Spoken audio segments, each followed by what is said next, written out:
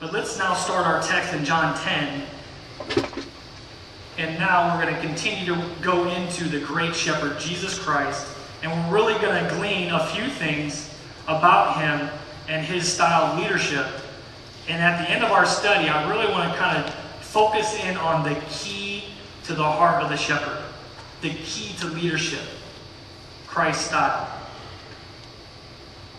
John 10. Before we jump into the text, let's kind of get the context ready. We're just coming out of John chapter 9, where Jesus healed the dude that was blind. You remember? He hocked a loogie in the ground, got the dirt, put it in his eyes, and told him to go wash. The dude was healed. And the Jewish leadership at the time were freaking out because it was on the Sabbath. So there's this debate going back and forth. You guys remember that? So this is like a continuation of that conversation with Jesus, with the Pharisees, and the Jewish establishment, the elders at this time. John 10, verse 1. Jesus says, "Most assuredly I say to you, he who does not enter the sheepfold by the door, but climbs up some other way, the same is a thief and a robber. But he who enters by the door is the shepherd of the sheep. To him the doorkeeper opens, and the sheep hear his voice. He calls his own sheep by name, and he leads them out. And when he brings out his own sheep, he goes before them, and the sheep follow him, for they know his voice. Yet they will by no means follow a stranger, but flee from him, for they do not know the voice of strangers." Jesus used this illustration, but they did not understand the things which he spoke to them. Pause right there. And some of you guys are like, I didn't understand the illustration either. But let me try to do my best to help you out. Back in that day, again, like I shared with you, a way to earn money was to shepherd sheep, to produce sheep, and to sell them, basically. Okay?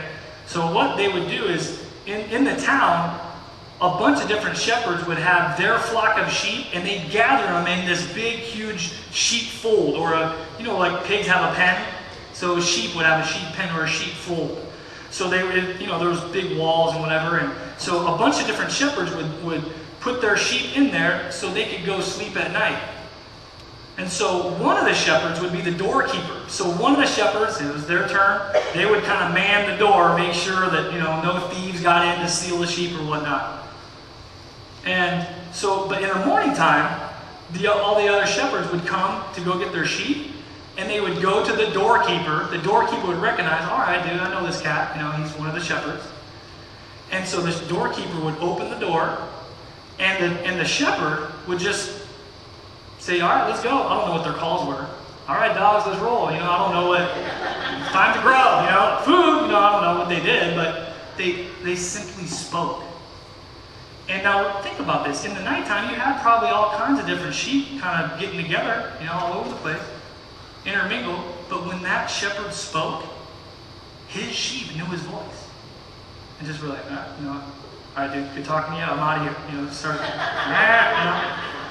roll them out. And so the shepherd would take them into the countryside and feed, have them feed and lead them and care for them and whatnot.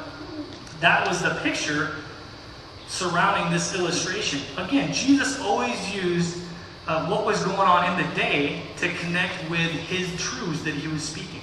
It's the same thing we try to do. So we can give the understanding of the Word of God, as it says in Nehemiah 8:8. Now, a couple things I wanted to point out also in this section. Look at verse 3 again. It says, the sheep hear his voice, he calls his own sheep. Now think about this again as our great shepherd calling us. I love that he doesn't get people in a headlock. He calls them. Right? You guys know Revelation 3:20. Behold, I stand at the door and I knock. If anyone hears my voice and opens the door, I will come into him and dine with him. I love that Jesus is a gentleman. He doesn't break down the door of your heart and say, I'm coming in whether you like it or not. No, I love you. I want to be your shepherd. I want to be your guide. But he's never going to bogart you and force his way upon you. He knocks, he speaks, and that's the same picture. He's speaking into the sheepfold. There's a bunch of sheep. Are you going to follow him? That's up to you. That's up to me.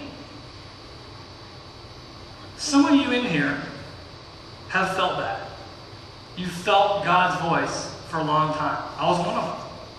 I rejected God for years. After I become a Christian, and I told you, I'm a nerd, I'm a geek, my life's over, can't do anything fun.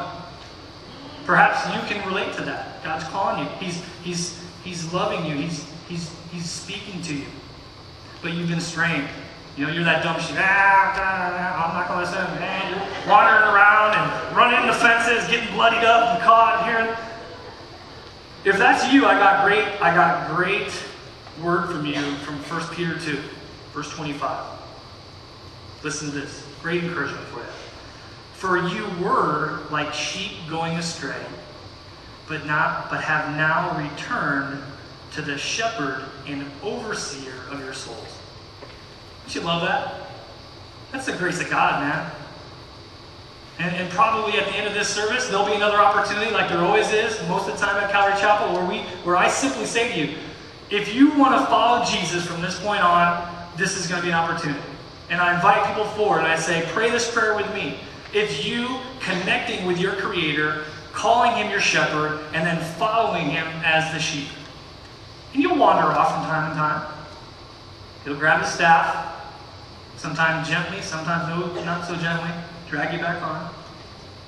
But at that point, you'll hear His voice and you'll follow Him. It's not too late.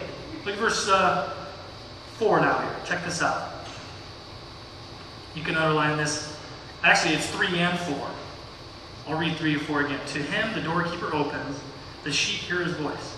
And you can underline this. He calls his own sheep by name and leads them out.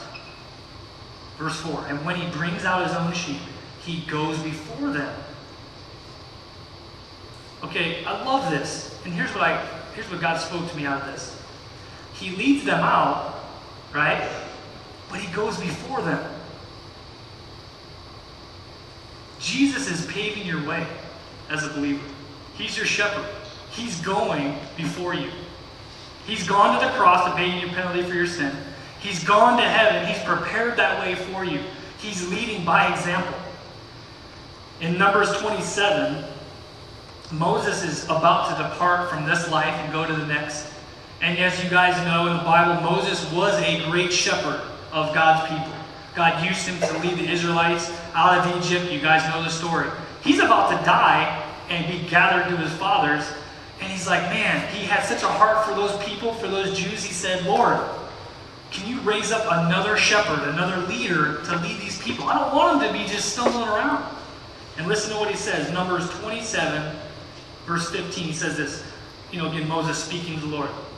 Let the Lord, the God of the spirits of flesh, set a man over the congregation who may go out before them and go in before them, who may lead them out and bring them in, that the congregation of the Lord may not be like sheep which have no shepherd. I love that. I see that lead by example. There's a young man in our fellowship who's about to go off to college that did just that for several years in high school. He might not be the outspoken, kind of weird guy like me, but this dude was a steady example of what a true believer was all about. And we have young people in our fellowship right now that saw his witness. And there's young girls that said, man, when I grow up, I want a man like that. This is a picture of what a young man who's following Christ is all about. I'm telling you, that is huge. That's leading by example. You managers in here. You team leaders at work, you parents, crucial to lead by example. A huge lesson I learned in Fort Lauderdale is the importance of raising up leaders, of shepherding other leaders, and having them come alongside to really start leading other people. And the way that they described this was this. I do, you watch. I do, you do. You do, I watch. You do, I step away. Did you hear that? That's leading by example. I'm a young guy that just lately is kind of just come alongside and he just sees what I do in ministry. And I'm telling you, I had that in Fort Lauderdale. There was nothing cooler. Some of you guys that are managers, you're wanting your